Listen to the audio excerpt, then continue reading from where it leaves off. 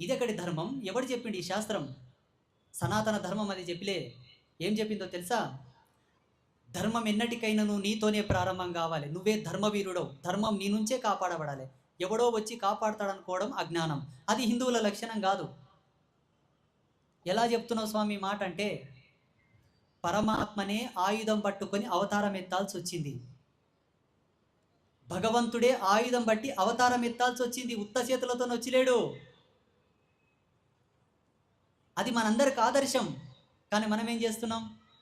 ఎవరో వచ్చి మాట్లాడతారులే మనకెందుకు అనుకుంటున్నాం. ఇది వలదు.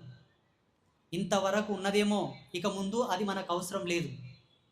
ప్రతి ఒక్కరు నేనే స్వయం ప్రత్యక్ష బ్రహ్మ, నేనే శివం, కేవలం శివతత్వం మాత్రమే కాదు, రుద్రతత్వం కూడా నాలో ఉందని చూపాలి. అదే సనాతన ధర్మం యొక్క లక్ష్యం. అది అవసరం పడ్డది ఇప్పుడు.